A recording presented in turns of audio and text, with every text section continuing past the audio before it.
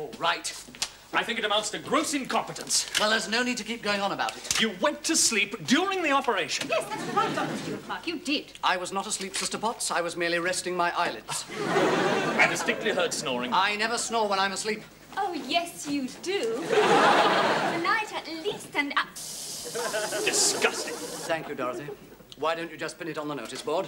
That will do, Nurse Benson. I'll see you afterwards. You should be struck off. It's the patient who's supposed to be asleep, not the anaesthetist. Quite. Oh, belt up, Griffin. I'm sure Dr. Waring will confirm that I was fully awake and operational as usual. Duncan, tell him. Oh, yeah. I'll confirm it. You were asleep. There you are. I was fully asleep. What? Well, he was right. You dropped off. Second time this week. Like, probably next time it'd be better if you came in your pyjamas. It doesn't work. Thank you, Dorothy. Thank you, Duncan. Thank you, Duncan. Well, I'm sorry, mate. I have to say something. Otherwise, next time you'll be stretched out on the table with the patient. Right to speak up, Duncan. Thank you, Virginia. Dr. Waring. Sister Potts. I'm sorry to interrupt your moment of mutual admiration, but after all, it was only a very simple operation. Not entirely. And, Duncan, Dr. Waring had a tricky situation there for a few moments, and no thanks to you, he managed to cope with it perfectly. Thank you, Virginia. Sister Potts. well, how's I to know? I was asleep. All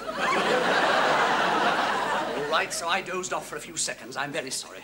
What are you doing tonight? Well, I think I may stay in and probably wash my hair using, of course, medicated shampoo, the sort doctors recommend. I wish you'd stop fooling around, Duncan. It was a serious question. Oh, sorry. Look, I didn't get any sleep last night, I'll come you know, round to your because place. We have things to talk over. Yes, darling.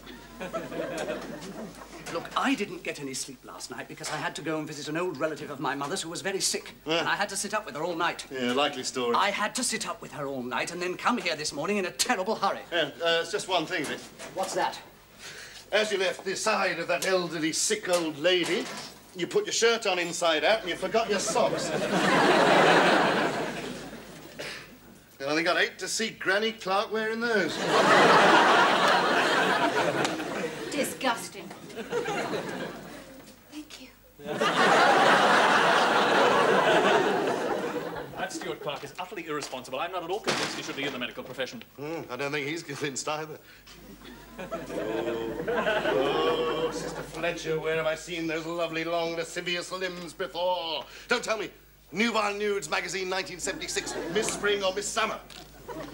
Doc, I've seen better legs than that on a flamingo.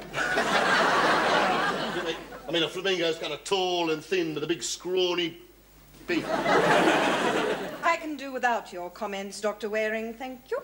I know, Doc. Must be Miss Winter. Sorry, related to Fletcher. We're awful long list. There's been a group of students hanging around waiting for you. Where are they? Dr. Stuart-Clark said that he'd show them various uses for medical equipment while they were waiting. They're in the storeroom, I think. Oh. Well, there you go. It can't be all that bad. Get any pessary in any bottle and win $5. Only 3 pessaries $1. Oh, bad luck. Now, who's the next lucky loser? Come along. There we are. Winner. There's a lovely one. Oh, hang on. That's only 3. There we are. Hey, stand back to the line. Don't come over that bandage. Stuart! Oh, hello, Morris. So you've come to try your luck? Oh, dear me. It's time you chaps were all back to work. Come along. Enough of this wasting time. I'm glad you arrived, Morris. It's 12:30. Time for my appointment with LG&T. LG&T, what's that? Is that a new research department? No. Large gin and tonic. Bar's open. I'll see you later, Duncan.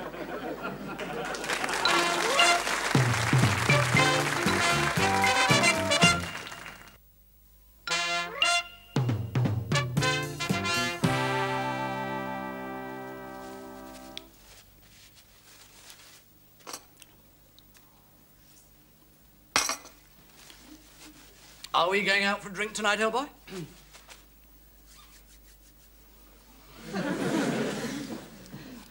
What's all this between you and Virginia Potts? You know, that horse-faced theatre sister with the hairy fetlocks. Not your type, you know. She seems quite respectable. In fact, one might say almost antiseptic. Appearances can be deceptive, though. Intellectual type, perhaps. Good conversationalist. Like yourself.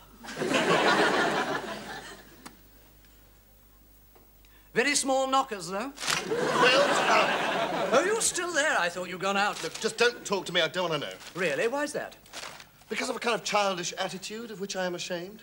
Oh, well, there's no need to be. I mean, you're not that bad by and large. A little stupid, perhaps. I meant you Burke. Now, look, Duncan. I just don't want to talk about it. Now, look, I don't want to talk about it. Look, if you've got something to say, why don't you just get it off your chest? Oh, all right, I'll go out on my own. Sit down. Why? I want to talk about it. Is it all right if I smoke? Very funny. Now listen, mate. You are acting like a first-year medical student. It's about time you behaved like an anaesthetist with a responsible job. One for which I stuck my neck out. Yes, and you've never ceased to remind me, and if this is going to be some sort of fatherly lecture, don't bother. You'll be telling me about the birds and the bees next. Ah, yeah, well, that's another thing. I mean, your reputation at the hospital stinks. And you make Casanova look impotent.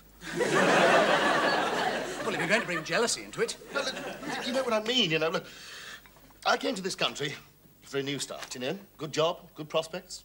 Settle down and perhaps, even in time, raise a family. Whose? Well, mine, you fool. Now, look, mate, Dick. If you remember, you were kicked out of St. Swithin's. This could be your last chance. You're not a young man anymore, you know. Life isn't just having a ball, boozing, birding, fast cars. Isn't it? I've been misinformed. You do know what I mean. It's about time you found a nice girl, settle down and assume some responsibilities. Oh, I see. What you mean is there is a certain question I ought to be asking myself at this moment in time. Yes, there is. OK, I will. Are we going out for a drink tonight or aren't we? No, we are not. Virginia is coming round. I mean, if you want to go, go. You know, we're just going to have a nice, quiet, private talk. Not about getting married, I hope, and all that nonsense. Duncan, you're far too young to be sacrificed at the altar. Virginia is a very nice lady. We've got a lot in common. Oh, I see. You're going to have an evening of sin, sensuality, and shamelessness. We are probably going to play Scrabble. Scrabble? I don't believe it. What don't you believe? I think this climate must have addled your brain. We'll be playing doctors and nurses next. Hi, Duncan. Hello, darling. Good evening, Virginia, or might I call you Sister Potts? I didn't hear the doorbell. No, Virginia's got a key. Oh. Well, Duncan's almost ready. He's just got to find his vitamin E tablets and his truss. It'll be all systems go for several rounds of strip Scrabble. I thought you said he was going out. I did. He is. Push off. No need to drop subtle hints, old boy. I'm just going. By the way, Virginia, I put some appropriate music on the stereo for you. Abide with me, fast falls the eventide. Don't wait up.